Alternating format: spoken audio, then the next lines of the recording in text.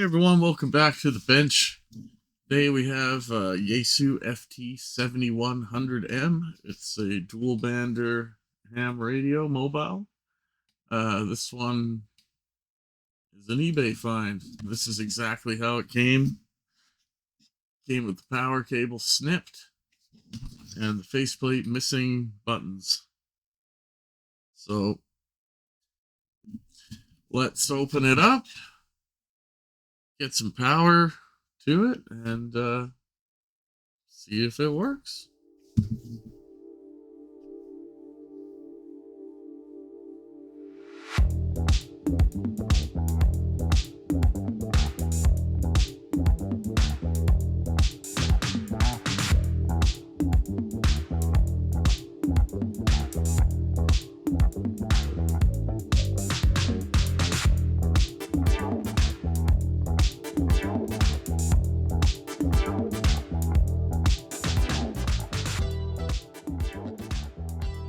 So, the 7100M, I ran one of these radios in the past in my truck, and I really liked it. I do prefer dual VFO radios, which this kind of is. It's got a volume and squelch, and for each band, for each VFO, you could say, and it'll have the main one that you're controlling kind of highlighted on here, and then the other one it'll show the frequency or the channel name in small text at the bottom, and you can adjust the volume and squelch for that one and just kind of monitor that frequency. And then when you switch between the two, it'll switch them, so then the primary one goes down there and now the other one goes to the top, and then you can play with that. So that's like a bare minimum for me. I like that. Some other radios, like you just get a single VFO and you press the band button and it'll switch to UHF. But this will do VHF, VHF, or VHF, UHF, UHF, UHF, yada yada. So it's pretty good. I liked it. It was a great radio with great features. And hopefully this one do the same. First impressions. We've got our. It's funny. I remember this couple factory bodge jobs that mine had. This thing here. These I think these are filters. They're soldered together, and then this capacitor focus. See the leg on that? How it's cut and soldered in. Very strange. That's factory. My other one was like that. So far, this thing looks like it has not been touched by anyone. It's got all the factory flux. Oh, sorry. I'm off the camera here. It's got the factory flux here. So this has never been taken off to get the board out. Vinyl looks factory. It's a little dirty in here, but other than that, I don't see anything obvious on it.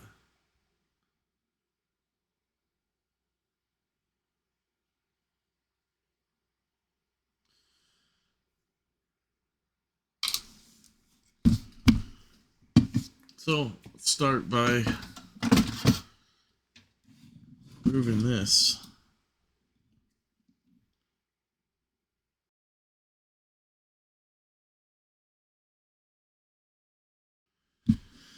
Okay, let's make a new power cable.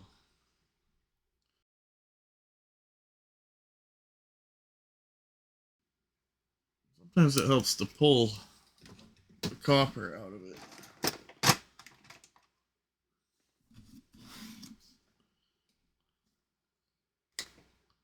Oh, no. Let's give it a tug.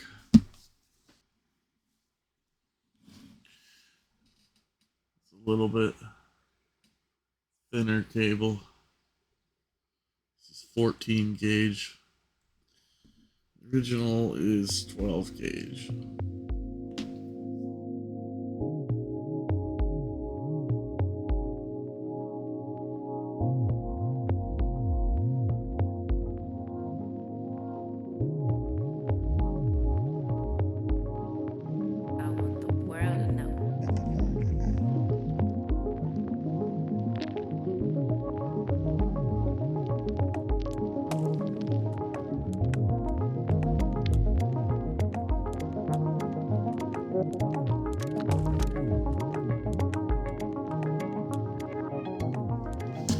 Okay.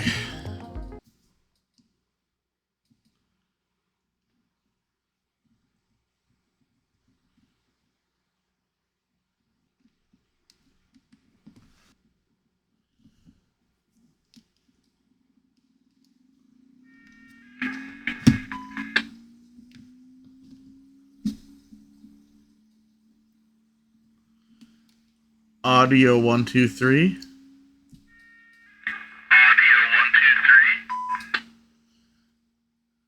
Now what I don't like here is that I'm only putting out 5.6 watts. So that is going to be a problem.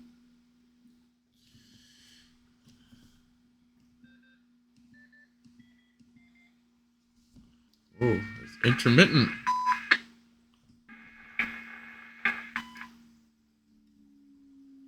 Oh, now we got 30 watts. Ooh.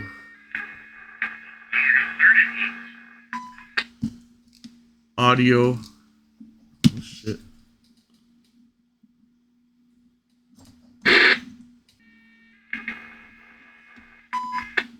Audio check 1 2 3. 31 watts.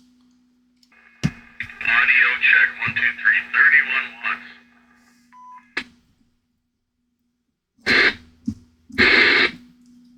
2.8 watts.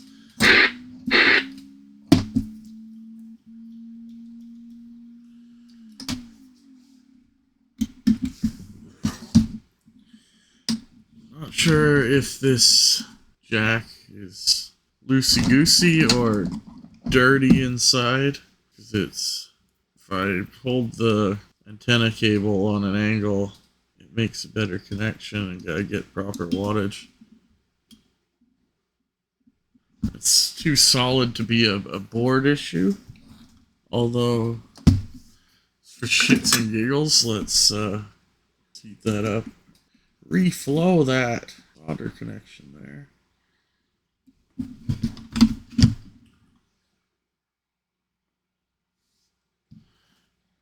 Just 99% alcohol. Thin it down a bit.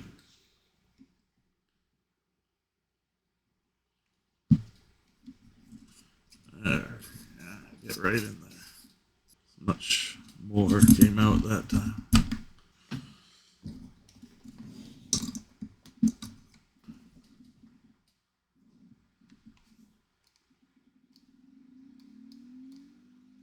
Nothing.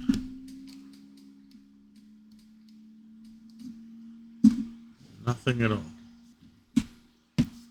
Yeah, something's up with this connector. Okay. Not worth the risk.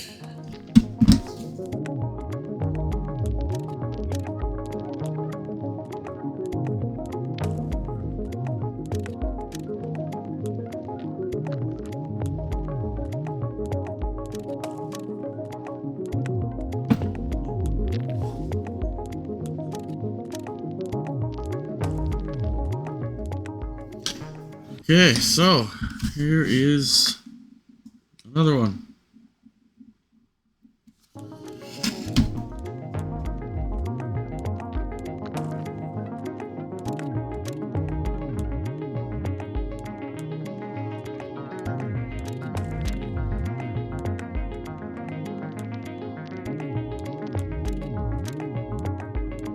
Now, let's try this again.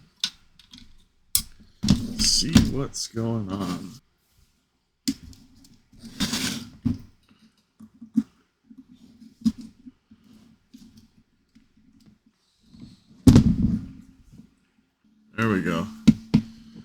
I'm getting that 32 watts. 32.3, 1.2 SWR. 32.3, 1.2 SWR. Now we'll do a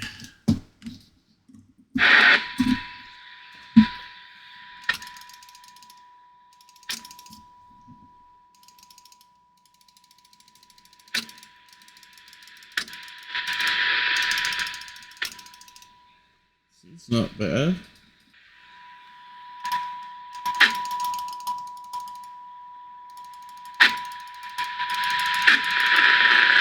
It's pretty good. That's minus 120. Still hearing it. Obviously not a proper sine test, which you can do when I hook it up to the tester. Just want to see what I'm getting for UHF power. 22 watts, but I'm not on frequency because it's doing a repeat or shift. There we go. 23 watts on UHF. It's not too bad. It's working. It just needs clearly needs an alignment because I can get those numbers up a little bit. UHF. Check. VHF.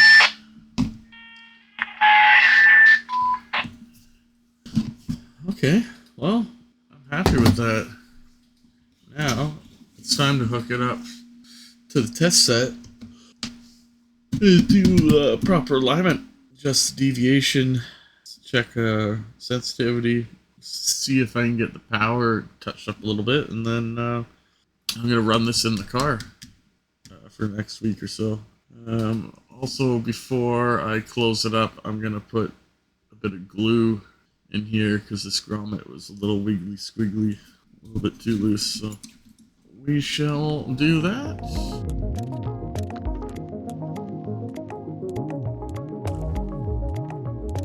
I love this stuff. I don't like how this choke is just flapping around here right by the final. I feel like that should be glued down or something.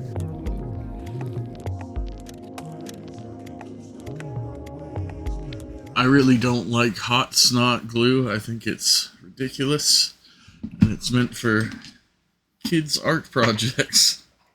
However, it will do perfect for something like that where I'm not looking for strength. I just want that choke. I don't want it floating around and shorting out on the final, or there's a diode directly under there. That's perfect. That'll just keep it solid and out of the way.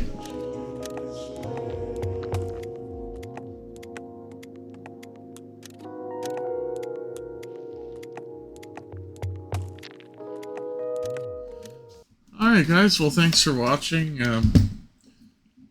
Need to find some knobs for this thing and a spring and a clip for this, which I won't find. The knobs I'll be able to find, not this clip, but I might be able to 3D print that clip. But other than that, this radio is ready for mobile testing, so it should be good. If it's not, then you'll see it back on here. Thanks for watching.